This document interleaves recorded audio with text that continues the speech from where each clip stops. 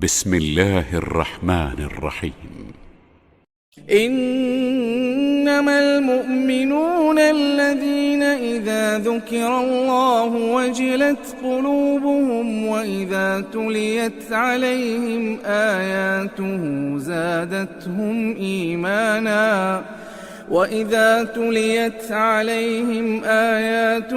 زادتهم إيمانا وعلى ربهم يتوكلون.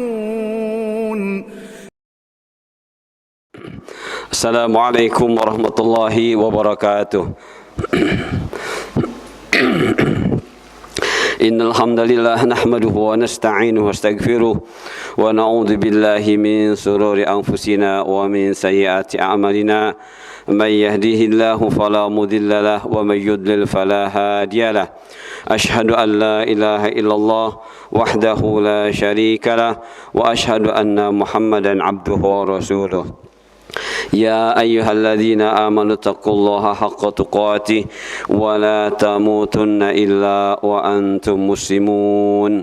يا أيها الناس اتقوا ربكم الذي خلقكم من نفس واحدة وخلق منها زوجها وبث منهما رجالا كثيرا ونساء واتقوا الله الذي تساءلون به والأرحام إن الله كان عليكم رقيبا.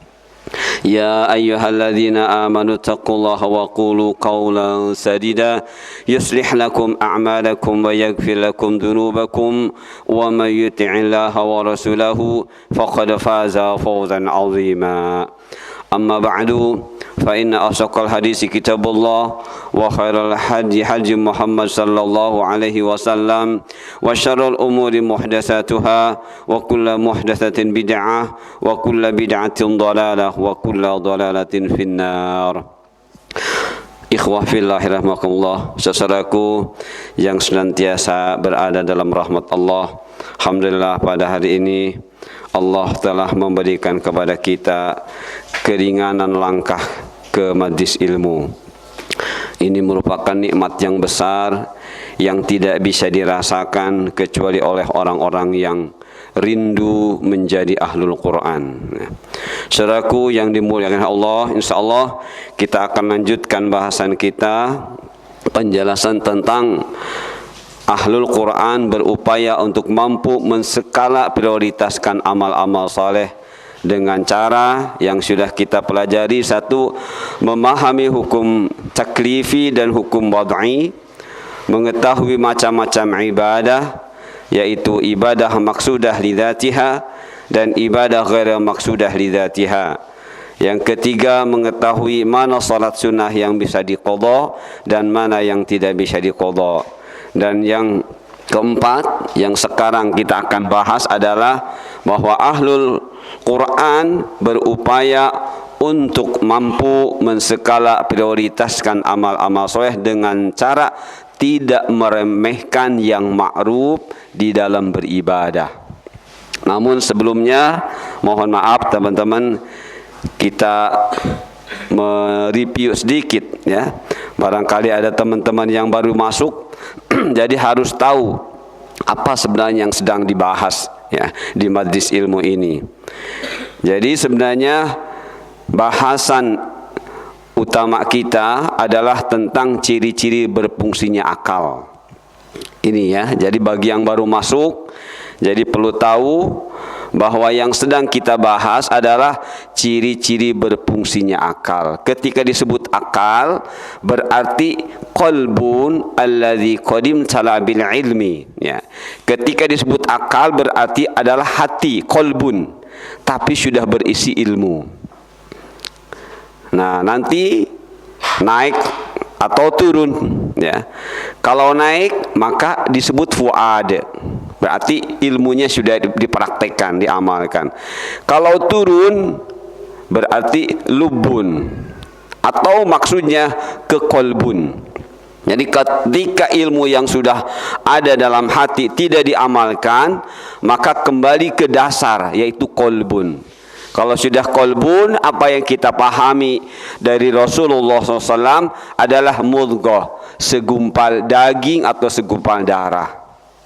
Nah, ketika yang ada pada diri kita ini qalbun, maka berarti di dalam diri kita tidak ada ilmu, atau ada ilmu tidak diamalkan, tidak dipraktekkan, maka berarti tidak berfungsi hati kita. Nah, ini teman-teman, jadi inilah yang sedang kita bahas sebenarnya ya. Jadi Allah menjadikan untuk setiap orang ini satu hati ya. Tapi dia bisa memiliki sifat-sifat hayyun, kemudian maridun dan mayyitun. Ketika hayyun berarti hatinya hidup, berarti berfungsi ya. Ketika maridun, sakit, berarti bisa terpapar kemunafikan. Nah, ketika kemunafikan ini tidak pernah diobati, tidak pernah disadarkan, mati ya, baik mati beneran atau tidak mati, berarti dia sudah mati hatinya. Apalagi kalau dia meninggal beneran, ya sudah mati dalam keadaan kafir. Oleh karena itu teman-teman, di dalam ayat-ayat Al-Quran dan hadis, Allah memberikan kepada kita tuntunan, bimbingan, agar hati yang Allah telah berikan kepada setiap diri kita ini dijaga fungsinya ya, dijaga kegunaannya. Nah, apa kegunaan atau fungsi dari hati tersebut? Adalah bertakwa ya, bersyukur, muhtadi, muflih, tadarru', istislam, tafakkur fiddin, zikrullah. Jadi ketika seseorang itu sudah bertakwa, bagaimana bertakwa? Mengerjakan perintah-perintah Allah dengan cara mencontoh Rasulnya dan sekaligus menjauhi larangannya, maka itu berarti takwa ya. Jadi garis besar dari takwa adalah al-imtithal ya. Al-imtithal, apa itu imtithal? Mengerjakan perintah Allah dengan cara mencontoh Rasul. Jika tidak mencontoh Rasul, maka tidak disebut dengan takwa. Itulah garis besarnya takwa ya. Otomatis di dalam diri seseorang yang berusaha mengerjakan perintah Allah dengan mencontoh Rasul, tumbuh di dalam dirinya kehati-hatian, rasa takut, baik takut yang disebut dengan khauf atau takut yang disebut dengan khosyah ya. Seperti itu. Dan tidak ada insya Allah di dalam diri orang bertakwa itu takut yang disebut dengan ar-ru'bu. Karena ru'bu itu rasa takut yang dimiliki oleh orang munafik. Seperti apa ketika seseorang itu merasakan ada di dalam dirinya ada ru'bu? Ketika dia takut kebenaran ya, takut kebenaran, takut diberi penjelasan yang detail tentang hakikat kebenaran, takut dia, takut merubah tata cara ibadah yang sudah biasa dikerjakannya, maka itu berarti ru'bu. Dan Allah tidak akan memberikan ru'bu ini kecuali kepada orang-orang yang munafik. Nah, seperti itu. Ketika seorang sahabat berkata, ana akhsha an akuna munafiqan, saya takut menjadi orang munafik. Maka apa respon dari sahabat? In kunta munafiqan falam takhsha. Jika engkau orang munafik, engkau tidak pernah mengatakan begitu ya, gak pernah mengatakan saya takut munafik. Jadi kalau kita mengatakan saya takut munafik, insya Allah kita akan selamat dari kemunafikan ya, dengan catatan cari ilmu terus ya, cari ilmu terus, dan ilmu yang benar, bukan sekedar ilmu ya. Jadi antara penyampai dengan yang menerima ini harus ada kerjasama. Tidak boleh menganggap yang menyampaikan itu satu-satunya pasti benar, tidak boleh. Dan begitu juga seorang penyampai kepada yang sedang menerima, nggak boleh menganggap mereka itu orang-orang bodoh, tidak boleh. Ya, karena seorang sahabat mengatakan al-alim wal muta'allim sawaun fil ajar. Orang yang menyampaikan yang menerima itu akan sama dalam pahala. Kapan jika seperti itu? Menyampaikan tidak menganggap yang sedang mendengar itu orang bodoh. ya, yang mendengarkan tidak melihat orang yang menyampaikan itu satu-satunya pemberi ilmu, pemilik ilmu, tidak. Ya, tidak boleh kita punya pemikiran seperti itu. Tapi kita harus sebagaimana kata Rasulullah, man talabal ilma liyusarrif ilaihi nas finnar. Barang siapa mencari ilmu tujuannya biar dikenal, ya, agar dikenal, finnar. Man talabal ilma liyumari bihi sufaha. Barang siapa menuntut ilmu supaya bisa membodohi orang yang dia anggap tidak tahu, finnar. Man talabal ilma liyubahi bihi al ulama. Barang siapa yang menuntut ilmu untuk tujuannya persaingan dengan sesama penyampai, finnar. Nah, itu teman-teman, itu hadis Rasulullah. Jadi kita nuntut ilmu justru untuk memperhatikan diri kita, ya, bukan untuk menumbuhkan subhat, bukan untuk menumbuhkan syahwat, bukan untuk taklid, bukan. Karena ketika taklid dia akan menyesal di akhirat nanti, ya. Ittabara alladzina tubi'u minal ladzina taba'u wa ra'awul 'adzab wa taqatta'at bihimul asbab. Wa qala alladzina taba'u law anna lana karrah lanatabarra minhum kama tabarra minna. Kata Allah, nanti di akhirat akan terjadi orang yang dulu di dunia mengajak akan berlepas diri dari yang diajak, walaupun tidak secara langsung mengajaknya, ya, tidak secara langsung mengajak ikut saya, tidak secara langsung, tapi dengan idenya, dengan pendapatnya, ya, dia seakan-akan memaksa untuk ikut dirinya. Maka di akhirat akan berbalik, dia akan berusaha melepas diri dari yang dulu waktu di dunia dia pengaruhi. Tapi tidak bisa terjadi semuanya berada dalam kerugian. Nah, itulah teman-teman. Jadi fungsikan hati kita jika ingin benar-benar berfungsi. Pertama bertakwa, kedua bersyukur, ya. Bersyukur itu berterima kasih kepada Allah, ya. Bagaimana berterima kasih kepada Allah? Garis besarnya ada pada nikmat.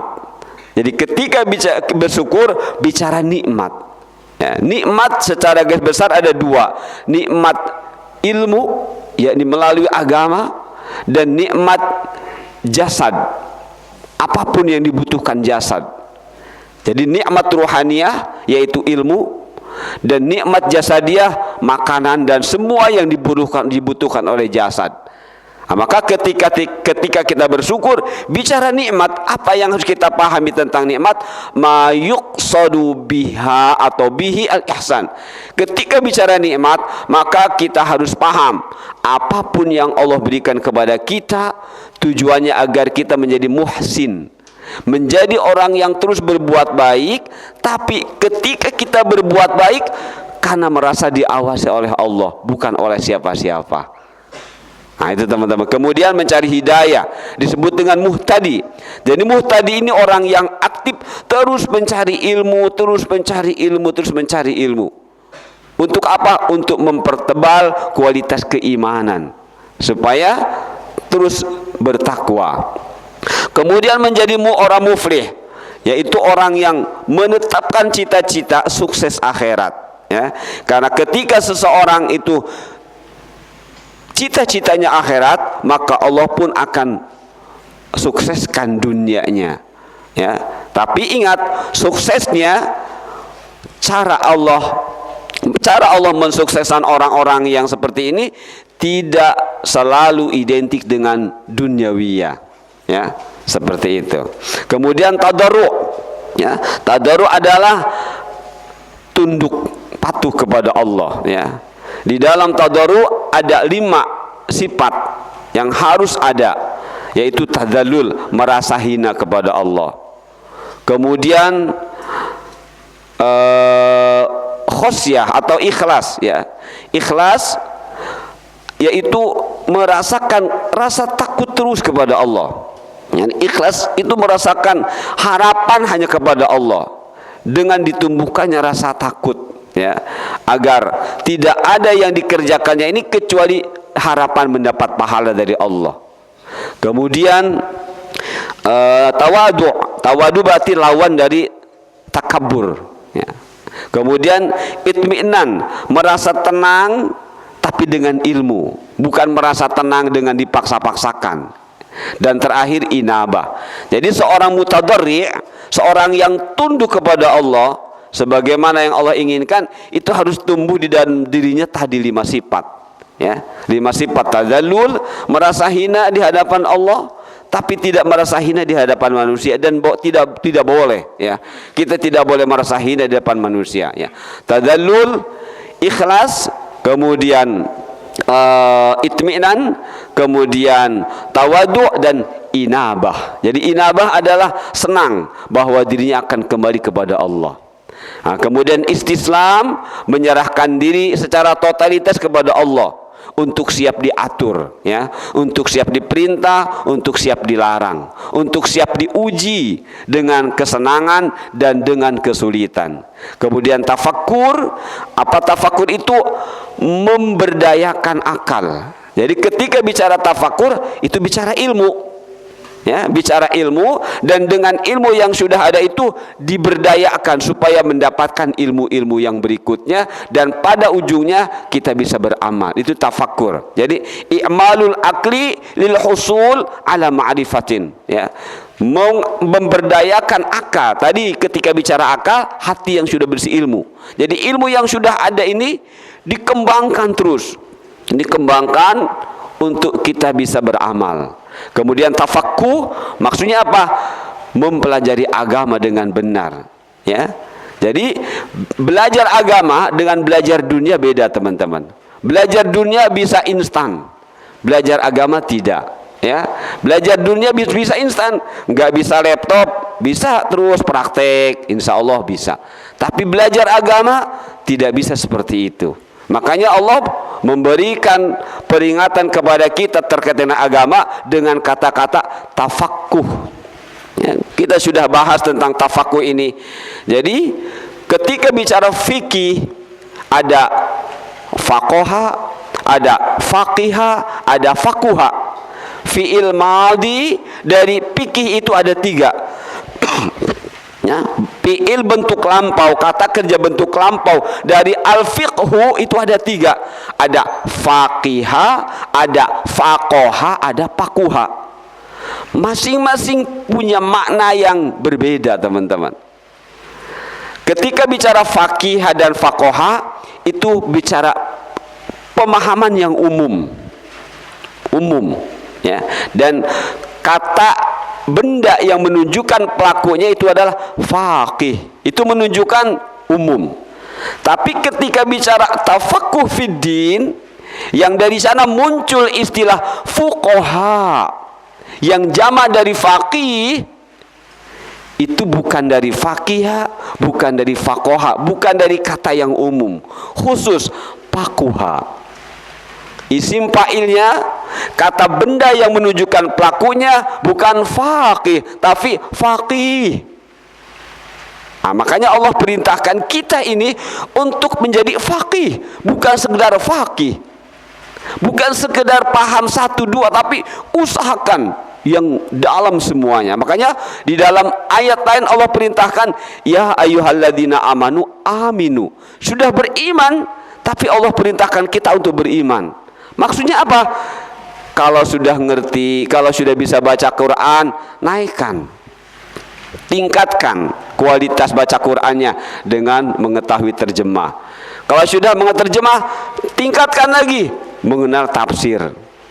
Kalau sudah terus tingkatkan, itu namanya ya ayyuhalladzina amanu aminu. Jadi Allah sayang kepada kita, ya, agar kita ini terus tambah ilmu, tambah ilmu, tambah ilmu melalui istilah tafaqquh fiddin, ya. Jadi jangan merasa cukup, ya, jangan merasa cukup dengan yang sudah ada, ya. Ilmu Allah itu sangat luas sekali, ya. Nah, kemudian yang ke-9 yang sedang kita bahas adalah zikrullah, ya, zikrullah, seperti itu. Jadi zikrullah, nah, karena ini yang sedang kita bahas pada waktu-waktu ini, maka ketika bicara zikrullah, ini tanda-tandanya. Seorang disebut zakir, ya, disebut berzikir kepada Allah ketika seperti ini. Apabila dia taat kepada Allah, ya, berarti zikir. Taat kepada Allah melalui Rasul, taat kepada Rasul melalui para ulil amri. Selama perintah-perintah ulil amri tidak terdapat di dalamnya kezaliman, maka kita wajib taat. Ketika kita tidak taat, berarti kita tidak taat kepada Rasul, tidak taat kepada Allah. Berarti saat itu kita sedang tidak berzikir. Ya, seperti itu. Kemudian apabila dia sholat, seorang disebut berzikir jika dia sholat. Sholatnya seperti apa? Ya, sholatnya yang bisa melahirkan dari dirinya kemampuan untuk mencegah perbuatan fahsya dan mungkar, dosa fahsya dan mungkar. Ya, sudah sering diulang-ulang ketika bicara fahsya, bicara dosa yang tidak ada kaitannya dengan tata cara ibadah. Sedangkan ketika bicara mungkar adalah bicara dosa yang kaitannya dengan tata cara ibadah. Ya, jadi kalau ada klaim ini amal dari Rasul padahal Rasul tidak mencontohkan, maka ini kemungkaran. Nah, termasuk semalam ini fahsya atau mungkar. Fahsya, ya, fahsya semalam itu petasan berbunyi di mana-mana. Ya, sebenarnya ini tanggung jawab kita, tapi nomor satu yang bertanggung jawab adalah para pemimpin, baik di kalangan RT, RW, nanti naik ke lurah. Itu punya tanggung jawab semalam itu untuk apa? Mengingatkan warganya. Ya, karena itu fahsya. Dan ini tadi seorang yang sholat dia akan mampu mencegah fahsya, baik buat dirinya ataupun orang lain. Nah, makanya kata seorang sahabat Abu Bakar kalau tidak salah, ya, bagi para pemimpin, bagi para tokoh diingatkan, tafaqqahu qabla an tusawwadu. Pahamilah agama dengan benar sebelum engkau ditokohkan. Ya, baik tokoh agama, tokoh dunia, RT, RW, lurah dan terus itu hendaknya terus belajar agama. Ya, tidak boleh tidak belajar agama. RT harusnya duduk di majelis ilmu, harus tahu apa yang disampaikan. Untuk apa? Untuk warganya. Karena tanggung jawabnya sampai akhirat. Ya, itu amanah dari Allah. Jangan sepelekan RT, RW, enggak boleh menyepelekan amanat seperti itu. Semua jabatan-jabatan adalah akan diminta pertanggungjawabannya di akhirat. Maka Rasul sahabat mengingatkan, tafaqahu, pelajari agama terus wahai para tokoh, wahai para pemimpin. Karena kalian, karena engkau, karena kita punya tanggung jawab besar nanti di akhirat. Jadi kok tafaqahu qabla an tusawadu. Pahami agama atau ketahui agama dengan benar sebelum engkau ditokohkan. Nah, sekarang malah pada pengen jadi tokoh tapi tidak paham agama. Ujung-ujungnya korupsi. Ujung-ujungnya apa namanya? Ya, mencari keuntungan diri dan kelompok. Wala'iyadzubillah, ya. Jadi seperti itu teman-teman. Jadi sholat harus bisa melahirkan pada diri orang yang sholat kemampuan mencegah perbuatan dosa fahsya dan mungkar. Seperti itu. Kemudian seorang berzikir, ya, adalah apabila dia mengagungkan Allah. Yang dimaksudkan mengagungkan Allah menumbuhkan rasa khauf dan khosyah. Khauf dan khosyah ini tidak akan bisa berpisah. Ya, di dalam diri kita. Mengapa? Karena dua rasa takut ini ibadah. Ya, ibadah. Dan tidak bisa khauf dan khosyah ini diakui oleh diri seseorang jika tidak pakai ilmu. Jadi khauf rasa takut pakai ilmu, khosyah pakai ilmu. Dan khosyah tidak akan muncul pada diri seseorang kalau tidak ada khauf. Dan khauf tidak akan dibenarkan oleh Allah kalau tidak ada ikhtiar. Ya, tidak ada ikhtiar. Jadi khauf itu adalah harus memunculkan ikhtiar. Nah, baru itulah khosyah. Kalau pengakuan khauf tapi tidak ada ikhtiar, tidak ada upaya-upaya yang dilakukan, maka belum khauf dan berarti belum khosyah. Nah, itu teman-teman ya. Jadi khauf dan khosyah ini tidak bisa dipisahkan. Khauf adalah rasa takut kepada yang Allah ciptakan, ya, benda-benda yang di sana akan membahayakan kita, maka kita menghindarkan diri untuk terlepas dari bahaya yang ada pada yang ditakuti tersebut. Kita lakukan ikhtiar. Dan ini muncul karena khosyah, karena rasa takut kepada Allah. Kenapa? Khosyah dan khauf adalah bentuk ketawakalan. Ya, seperti itu. Dan itu ketauhidan. Nah, itu teman-teman ya. Nah, jadi yang dimaksud mengagungkan Allah adalah memunculkan rasa khauf dan khosyah dimanapun seperti itu. Jadi ketika ada sesuatu yang akan mencelakai dari kita, kita segera melakukan ikhtiar, upaya-upaya dimanapun, seperti itu. Nah, kemudian seorang juga disebut berzikir jika dia zikir dengan lisan. Maksud zikir dengan lisan, baik mengucapkan kalimah-kalimah thayyibah, subhanallah walhamdulillah la ilaha illallah, atau berkata-kata yang baik yang merupakan ejawantah dari kalimah-kalimah thayyibah tadi. Seperti orang mengatakan subhanallah tapi dia selalu menyesal. Dia mengatakan subhanallah selalu mencaci. Dia mengatakan subhanallah selalu tidak terima dengan keputusan Allah, berarti dia sama saja dengan tidak bersubhanallah. Tapi ketika dia mengatakan semuanya sudah kehendak Allah, ya, dengan penuh rasa ikhlas menerima apa yang Allah takdirkan, berarti itu bertasbih. Walau dia tidak mengucapkan subhanallah, tapi kalimat-kalimatnya, kata-katanya adalah lahir dari subhanallah, maka itulah yang dimaksud dengan zikir bil lisan. Ya, itulah maksud dengan zikir bil lisan. Jadi tidak mengeraskan kata-kata zikir tersebut. Kemudian jika bertafakur tadi sudah. Kemudian seorang sebut zikir apabila dia menjadikan Al-Quran sebagai sumber keberkahan. Kemudian seorang sebut berzikir apabila dia memuliakan dirinya dan juga memuliakan diri orang lain. Ya, kita ini beragama. Allah ciptakan agama, maka di sana ada 5 maqasid. 5 maqasid syariah. Ada 5 tujuan dasar diciptakannya syariat, diciptakannya agama Allah. Yaitu apa? Kemaslahatan. Kemaslahatan din sendiri, ya, kemaslahatan nafas, kemaslahatan akal, kemaslahatan keturunan dan harta benda.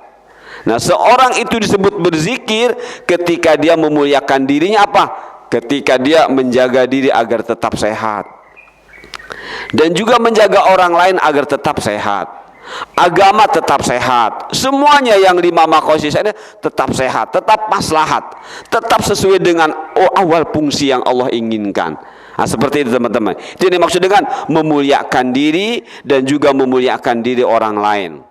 Kemudian 8, seseorang disebut berzikir bila dia mengenali kisah-kisah yang benar, ya, yang tujuannya untuk menambahkan kekuatan keimanan, kekuatan iman. Seperti kita membaca kisah-kisah para nabi, ya, kisah-kisah para orang-orang soleh, seperti itu.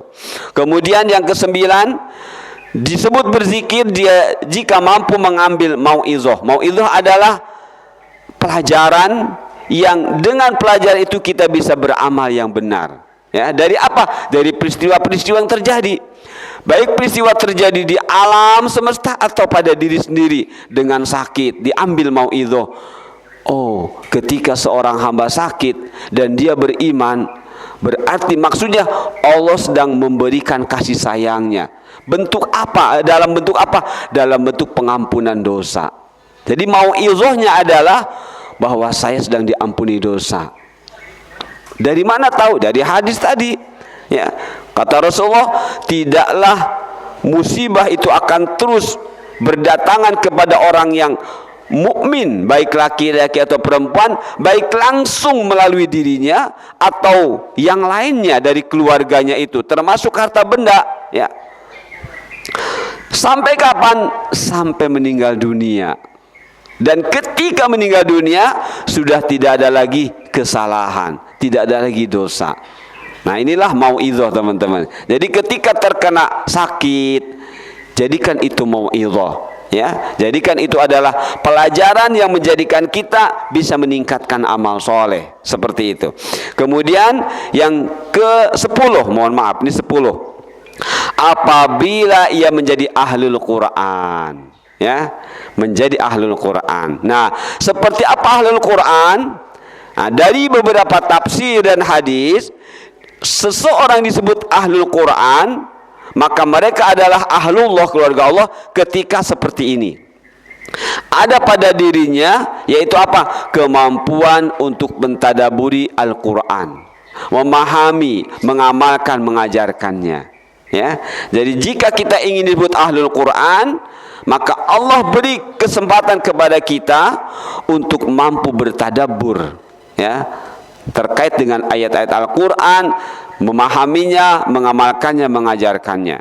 Kedua, menjadikan Al-Quran rabi'ul qalb, penyejuk hati. Ya, ketika ada ayat-ayat sampai kepada kita yang mengingatkan kita, kita enggak jadi marah. Malah kebalikannya, menjadi penyejuk hati. Kenapa? Karena ada orang yang ketika diingatkan tidak mau, ya, diingatkan marah. Padahal yang sampai kepada diri kita, kepada dirinya adalah ayat Al-Quran, ya, tapi dia tidak siap diingatkan, ya, tidak siap diingatkan dengan, maka dia berarti tidak menjadikan Al-Quran rabi'ul qalb, penyejuk hati. Ya, diberi ilmu nggak mau, ya, hadir di majelis ilmu tidak siap, ya, takut ada nasihat-nasihat yang masuk kepada dirinya. Berarti dia tidak menjadikan Al-Quran sebagai rabi'ul qalb, penyejuk hati. Ya. Kemudian 3, orang berakhlak Al-Quran. Jadi jika ingin menjadi ahli Quran, hendaklah berakhlak Al-Quran. Apa maksud berakhlak Al-Quran? Komitmen melaksanakan perintah-perintah Allah serta menjauhi larangannya, dan tawakuf dalam menyikapi ayat-ayat tentang hal-hal yang gaib dan yang berkaitan dengan zat Allah. Ya. Jika Allah mengatakan Allah turun pada waktu sepertiga malam terakhir ke langit dunia, kita nggak usah bertanya-tanya seperti apa turunnya ya, bagaimana turunnya ya, begini tidak usah seperti itu, ya.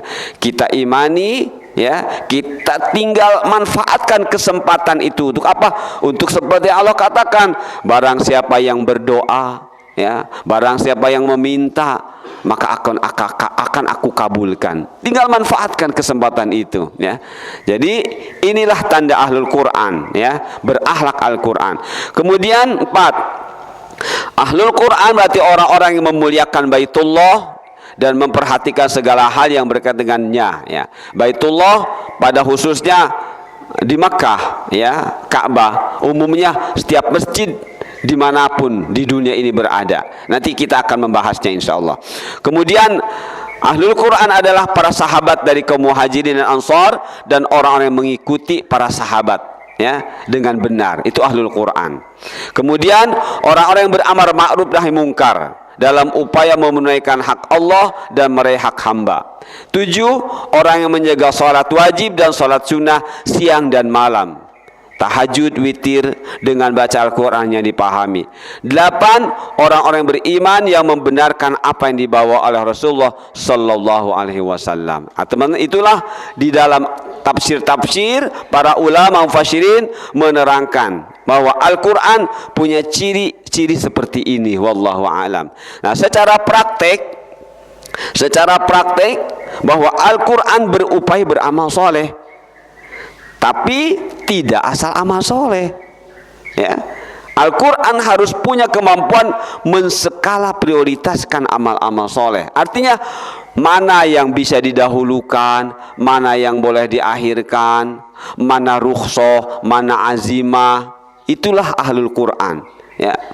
Ketika sakit bagaimana sholatnya, ya. Ketika kondisi begini bagaimana sholatnya. Itu ahlul Quran, ya.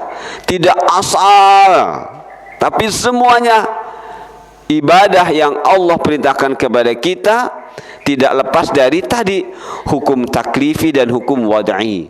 Ya, jadi ahlul Quran harus paham apa itu hukum taklifi dan apa itu hukum wad'i.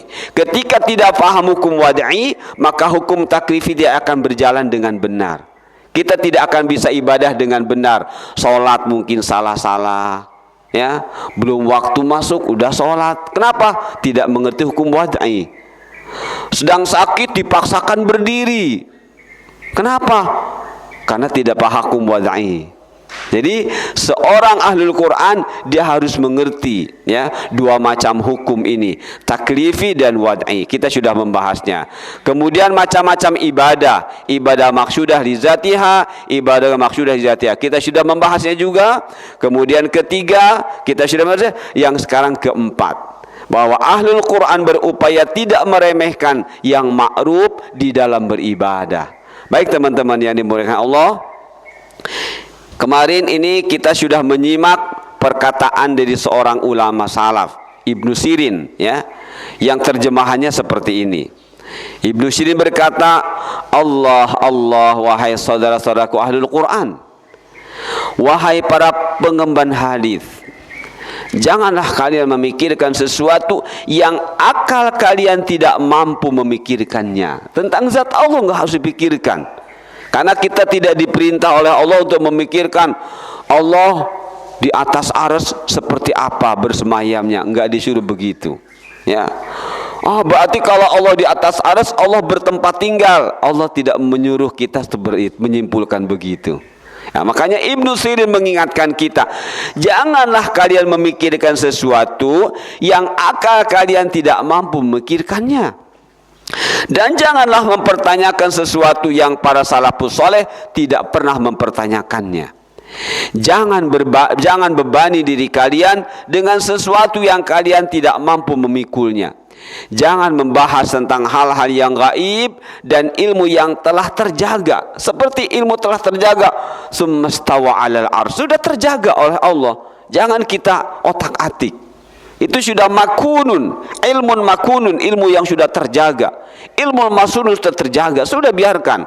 Jangan kalau Allah bersemayam berarti Allah bertempat tinggal. Justru dengan mengatakan begitu kita sedang bertajasum. Dia menganggap Allah itu seperti kita. Sudah enggak usah dipikirkan. Kata siapa? Kata Ibnu Sirin dari kalangan ulama salaf, ya. Karena Allah telah menjadikan akal itu terbatas kemampuannya. Apa yang sudah jelas ada dalam Alkitab, Al-Hadis, maka sampaikanlah. Apapun permasalahan yang kalian tidak mampu menyelesaikannya, maka serahkan itu kepada ahlinya. Jangan serahkan urusan itu kepada orang-orang yang zalim, yang menyelesaikan masalah tanpa bukti-bukti petunjuk. Dan juga jangan serahkan masalah kepada orang-orang yang suka mengkias-kiaskan. Dan jangan serahkan masalah kepada orang yang engkau anggap lebih berilmu daripada para malaikat, yang waktu itu malaikat mengatakan, la ilma lana illa ma'alamtana, tidak ada ilmu yang kami miliki kecuali yang engkau ajarkan ya Allah. Nah, kata Ibnu Sirin melanjutkan, saudaraku, barang siapa beriman kepada Allah, maka kembalikanlah kepada Allah terkait ilmu-ilmu gaib tentangnya, dan kembalikanlah hukum kepadanya dalam segala urusannya, maka ia akan berada di jalan yang aman, luas, jelas, dan tetap berada di jalan yang dicintai. Barang siapa menyelisihi, maka demi Allah ia pasti akan jatuh ke lautan dan gelombang pertentangan, dan akan terbuka pintu kekufuran bagi dirinya dengan sebab ro'yunya. Maka ironis, makhluk yang diciptakan dari air yang hina ternyata menjadi penentang yang nyata.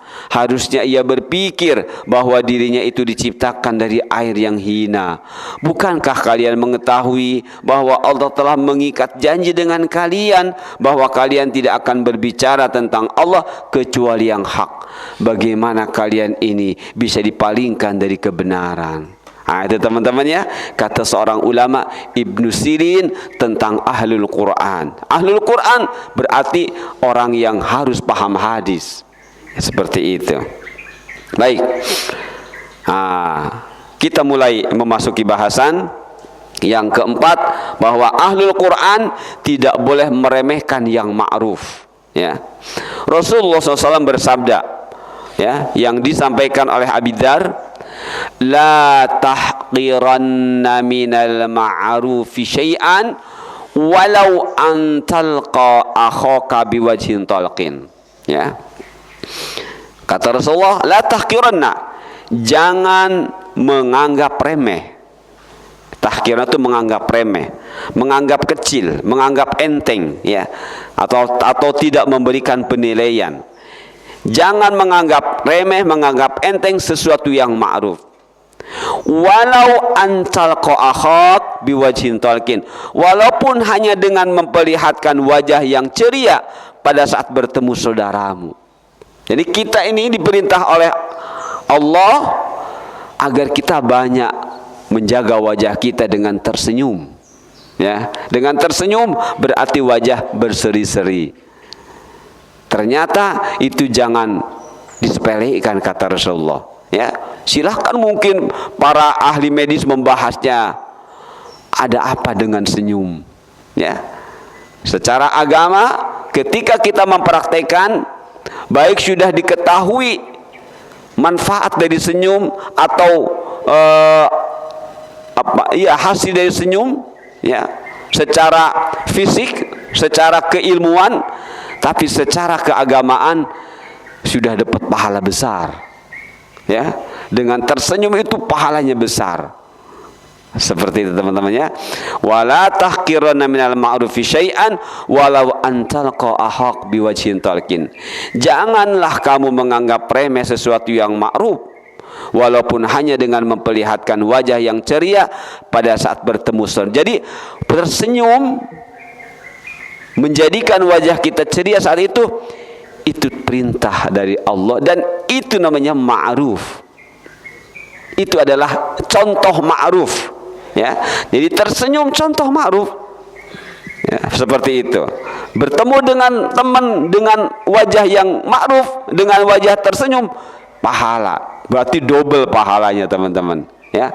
Kita berseri-seri, kita bertemu teman, subhanallah. Jadi jangan meremehkan hal yang ma'ruf. Kata siapa? Kata Rasulullah sallallahu alaihi wasallam. Nah, mengapa kita tidak boleh meremehkan hal yang ma'ruf?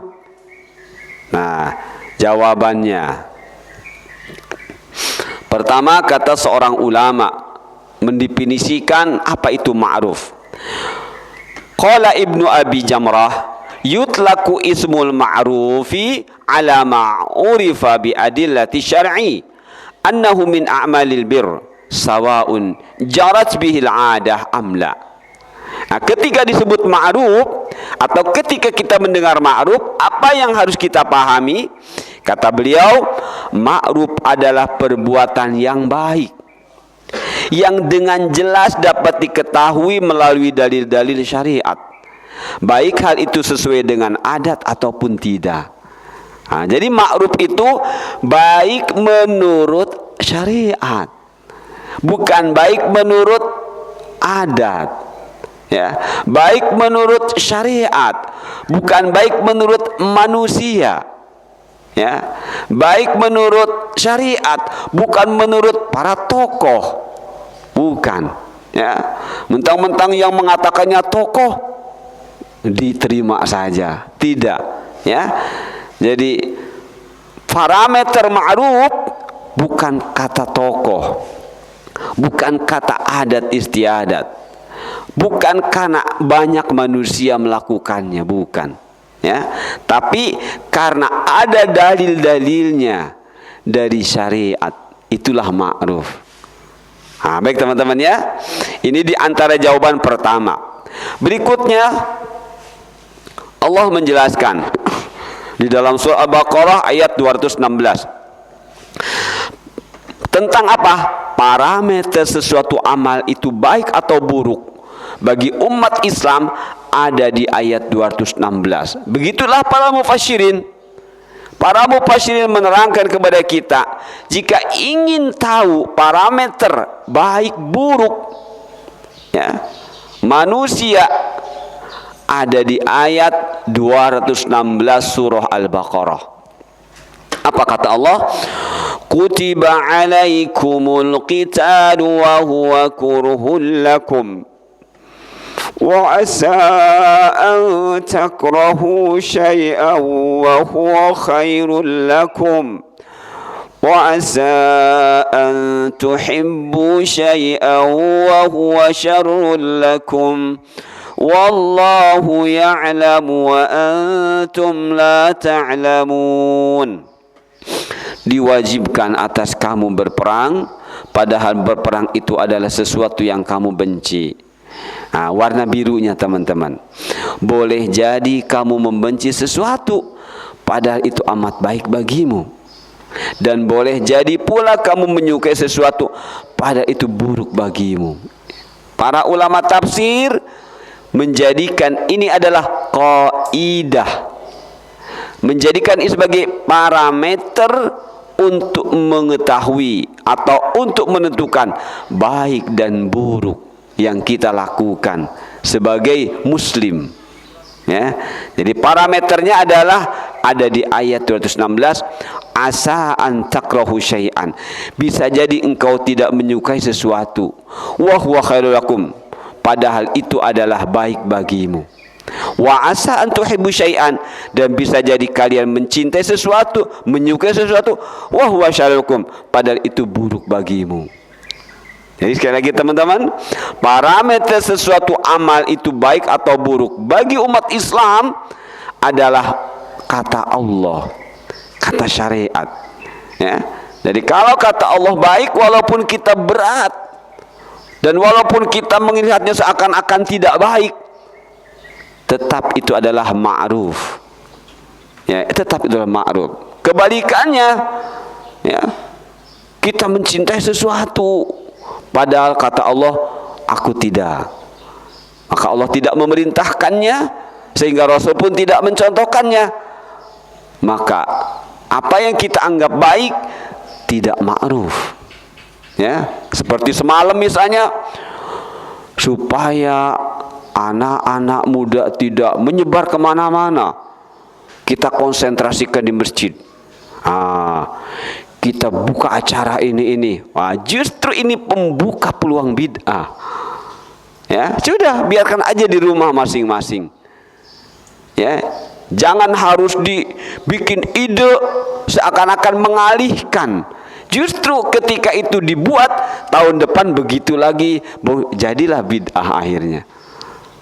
Jadi jangan menganggap sesuatu yang kita rencanakan, kita ro'yukan itu adalah baik hasilnya, terus dilanjutkan, justru itu akhirnya jadi bid'ah. Nah, maka kalau memang tidak ada Rasulullah mempraktikkan bagaimana menghadapi hari-hari pergantian tahun baru Masehi, sudah nggak usah kita mengada-ngada. Justru ketika kita mengada-ngada, entah dengan sholawat, entah dengan apa, justru itu pembuka peluang amal-amal yang kebid'ahan. Nah, itu teman-teman ya. Jadi inilah parameter, ya, untuk menentukan baik buruk, boleh tidak, ayat 216. Kemudian Rasulullah juga bersabda, kullu ma'rufin shadaqatun. Ma'ruf, setiap ma'ruf kata Rasul shadaqatun. Apa yang kita pahami teman-teman ketika bicara sedekah? Memberi uang, padahal ternyata tidak. Lihat, kullu ma'rufin, sedangkan dalam agama kita ini nggak lepas dari ma'ruf. Sekecil apapun, dimanapun, jika kita ingin apa yang kita lakukan berpahala, maka harus ma'ruf. Berarti semua yang kita kerjakan, selama itu ada bimbingannya, itulah sedekah teman-teman. Jadi pengertian sedekah bukan semata-mata kita berjariah uang, memberikan uang, bukan. Tapi inilah sedekah, burhanu imani abdin, bukan abid, ya teman-teman, jangan lupa beda abdun dengan abid. Di sini burhanu imani abdin, beda. Kalau abdun adalah hamba Allah yang beribadah dengan ilmu. Kalau abid, calon abdun. Orang kafir, abid. Orang munafik, abid. Ahlu bid'ah, abid. Semuanya selain abdun, abid. Jadi abid adalah orang yang beribadah kepada Allah dengan benar, ya, dengan ma'ruf. Itulah abdun. Kalau tidak dengan ma'ruf, maka itu namanya abid. Ya, seperti itu. Nah, jadi ketika bicara sedekah, yang kata Rasul adalah kullu ma'rufin shadaqatun, bahwa setiap yang ma'ruf sedekah, maka maksud sedekah di sini adalah burhanu imani abdin, bukti keimanan seorang hamba. Ya. Jadi seorang yang muslim harus mukmin. Ya. Seorang muslim sudah menyerahkan kepada Allah, harus bisa membuktikan penyerahan diri kepada Allah yang benar itu dengan apa? Dengan iman. Jadi maksud iman apa teman-teman? Ilmu. Jadi seorang yang mengaku beriman tapi nggak pernah kenal ilmu agama, maka dia tidak bisa mempraktekkan. Sholat ini iman, bukti keislamannya. Ya.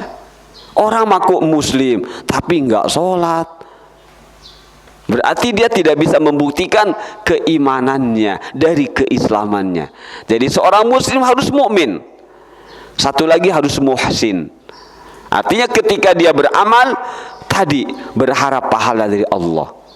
Ya, jadi sekali lagi sedekah di sini yang dimaksud adalah makna yang am, makna yang umum, dan makna yang asasi, makna yang mendasar. Apa? Burhanu imani abdin. Berarti seseorang tidak bisa berbuat yang baik secara benar kalau dia tidak rajin mengisi hatinya dengan ilmu. Ya. Kalau dia tidak rajin mengisi hatinya dengan ilmu yang benar, bukan sekedar ilmu. Karena di akhir zaman ini, ya, akan ada orang-orang yang suka mencari ilmu tapi tidak benar, dan dari sumber yang tidak benar. Kata Rasulullah SAW, min ashratis sa'ah ayyul tamasal ilmu minal asaghir. Di antara tanda-tanda kecil datangnya hari kiamat adalah dicarinya ilmu dari asaghir, ahlu bid'ah. Ya, dari ahlu bid'ah. Dicarinya ilmu seperti itu dari sana. Nah, maka kita jika ingin mencari ilmu yang seperti Rasul katakan kullu ma'rufin shadaqatun, harus ilmu yang benar. Nah, jadi sekali lagi teman-teman, sedekah di sini makna yang asasi, makna yang mendasar. Burhanu imani abdin, bukti keimanan seseorang. Ketika orang itu tersenyum, kenapa Anda tersenyum? Karena Rasul bersabda, at-tabassumu bi wajhi ahika shadaqatun. Engkau tersenyum ketika engkau bertemu saudaramu, itu sedekah, makanya tersenyum. Hadis yang tadi diungkapkan itulah pengisi hati, itulah iman, itulah bukti keimanan. Ya, karena sudah ada ilmu tentang bagaimana cara kita berhadapan dengan seseorang ketika kita bertemu, kata Rasulullah tersenyum, itulah iman, itulah sedekah. Kalau kita tidak tahu hadis itu, kita nggak bakal lakukan itu, berarti belum bersedekah, berarti belum ma'ruf, berarti imannya masih harus terus diperbaiki. Jadi amal-amal kita setiap kali harus ma'ruf, maka harus pakai ilmu. Ya, itulah sedekah teman-teman.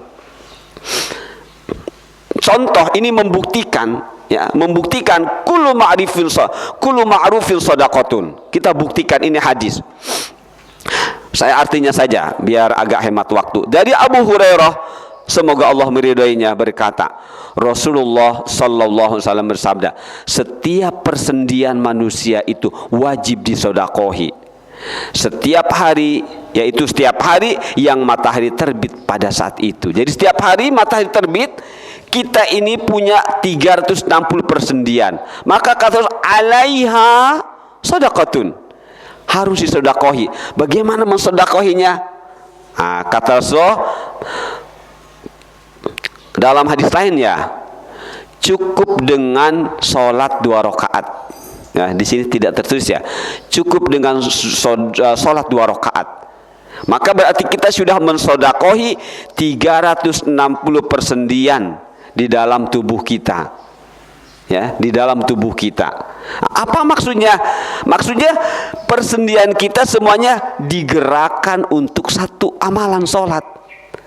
Berarti kita sudah menjadikan semua persendian untuk beramal, untuk beramal ma'ruf, untuk melakukan perbuatan yang ma'ruf. Apa itu? Sholat. Ya, ketika sholat bergerak semua persendian. Maka semuanya 360 itu sudah bersedekah alias sudah melakukan amal yang ma'ruf. Begitu teman-teman ya. Coba kalau misalnya kita menganalogikan saja, sedekah. Kita boleh menganalogikan, mengkiaskan dalam hal apa? Bukan bagaimana, ya. Bagaimana itu ibadah. Nah, ketika apa yang ada dalam ibadah itu kita boleh menganalogikannya, ya. Seperti zakat. Itu bagaimana zakat? Zakat begini, apa yang dizakatkan? Nah, ketika bicara zakat fitri, ya, zakat fitri beda dengan yang harus zakat fitrikan di Arab. Karena tidak ada beras, maka makanan pokok di sini adalah beras, maka beras yang dikiaskan, ya, menjadi kias. Nah, di sini teman-teman,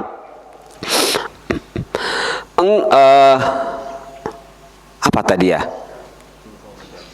Ya. Setiap persendian manusia itu bersedekah.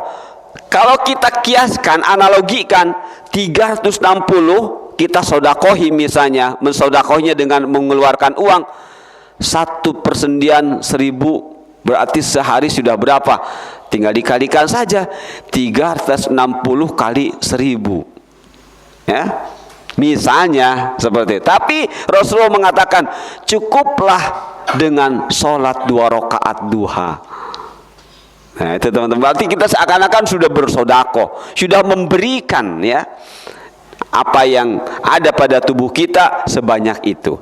Kemudian kata Rasulullah, engkau mendamaikan dengan adil antara dua orang yang sedang berselisih adalah sedekah. Mendamaikan teman yang sedang berseteru, berselisih, itu sedekah, ya. Membantu seseorang untuk naik ke kendaraannya atau menaikkan barang-barangnya ke kendaraannya adalah sedekah. Teman-teman ngeboncengin teman, ayo ikut saya, sedekah. Atau barang teman-teman yang belum naik motor dinaikin oleh kita, sedekah. Semuanya sedekah, ya, semuanya ma'ruf. Kemudian berkata-kata yang baik adalah sedekah. Setiap langkah yang kau ayunkan menuju salat sedekah. Dan menyingkirkan sesuatu yang membahayakan dari jalan sedekah. Itu teman-teman. Jadi semua yang kita lakukan adalah sedekah. Itulah ma'ruf. Nah, baik. Masih ada waktu dikit lagi. Nah, surah An-Nisa ayat 114. La khaira fi katsirin min najwahum illa man amara bi shadaqatin aw ma'rufin aw islahin bainan nas. Kata Allah, tidak ada kebaikan dari banyak pembicaraan mereka kecuali pembicaraan dari orang-orang yang menyuruh orang lain untuk bersedekah atau untuk berbuat ma'ruf atau untuk mendamaikan di antara sesama manusia. Apa maksud ayat ini teman-teman? Ya. Najwa itu arti aslinya bisik-bisik. Jadi kita bicara secara personal, ya. Dengan apalagi suaranya khusus buat berdua saja, maka itu najwa, ya, itu najwa. 10 orang ngobrol, 1 orang ditinggalkan, itu juga najwa. Walaupun ngobrolnya dengan keras, tapi yang satu enggak diajak ngobrol, itu juga najwa. Ya, itu najwa. Jadi intinya obrolan apapun kita, kumpul-kumpul apapun kita, bersama siapapun kita kumpul-kumpul, baik resmi atau tidak resmi, maka kata Allah harus melahirkan ma'ruf, harus melahirkan sesuatu yang ma'ruf. Tidak boleh jadi ngobrol-ngobrol berdua malah yang lahir gibah, bertiga gibah lagi. Tidak boleh kata Allah. Ketika kita kumpul-kumpul, jika tidak bisa dan tidak berusaha untuk melahirkan yang ma'ruf, maka kata Allah la khaira. La khaira, enggak ada nilainya dari kumpul-kumpul tersebut. Ya, enggak ada manfaatnya kata Allah. Nah, jadi di sini kata Allah, kumpul-kumpul yang akan memberikan nilai, memberikan pahala, mendatangkan pahala baik buat dirinya atau buat orang lain adalah kumpul-kumpul yang di dalamnya ada sedekah. Ya, memerintahkan untuk berbuat sedekah. Au ma'ruf. Jadi tadi sudah kita ketahui sedekah dan ma'ruf, kalau orang Arab mengatakan huwa, dia juga. Ya. Dia juga. Sedekah ya ma'ruf, ma'ruf ya sedekah. Artinya apa? Perbuatan yang baik yang ada dalilnya, yang ada contohnya, yang ada perintahnya. Nah, adapun di sini islah contoh dari sedekah atau contoh dari ma'ruf. Ya, walaupun Allah menggunakan kata-kata au, tapi tetap yang dimaksud islah bainan nas ini adalah contoh dari sedekah, contoh dari ma'ruf. Nah, mengapa Allah memberikan di sini contoh islah bainan nas? Karena dengan islah ini akan terjadi perdamaian. Dengan damai ini akan terbuka pintu-pintu untuk bersedekah, alias untuk berbuat baik. Ya, untuk beramal yang benar yang Allah perintahkan. Nah, di sini islah antara sesama manusia yang berselisih atau islah antara jasad dan ruh. Jadi islah ada dua, ada islah sesama orang, sesama person, ada di diri orang itu sendiri antara jasad dan ruhnya nggak connect, jadi dikonekkan. Ya, dia makan tapi nggak dapat pahala, maka disatukan bagaimana supaya makannya dapat pahala.